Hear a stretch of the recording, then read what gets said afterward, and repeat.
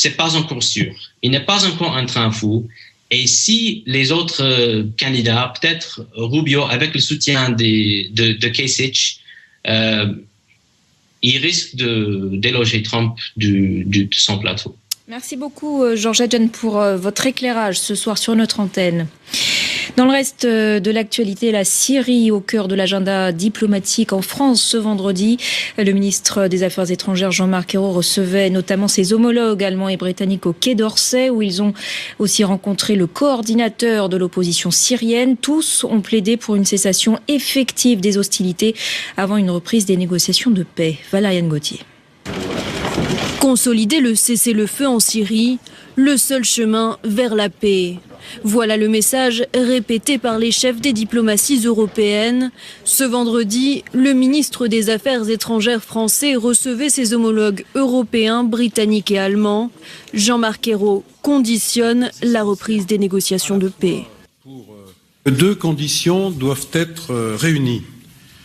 La première, c'est l'accès de tous les Syriens à l'aide humanitaire, mais aussi le plein respect de la trêve, comme l'ensemble des parties s'y sont engagées à Munich.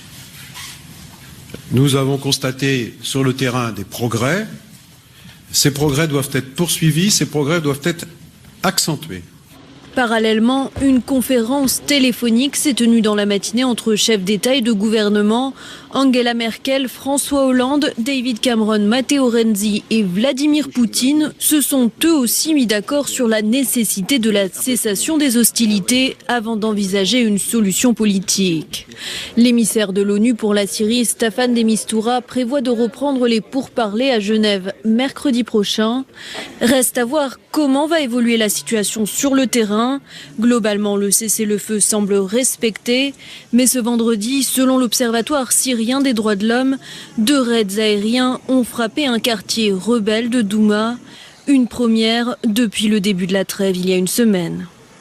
Voilà, et France 24 a d'ailleurs réalisé un entretien exceptionnel avec l'émissaire de l'ONU pour la Syrie, Staffan de Mistura. Il a notamment évoqué le sort à réserver au président syrien Bachar el-Assad dans le cadre de futurs pourparlers de paix. On l'écoute. Notre position est que la solution doit venir des Syriens, appartenir aux Syriens.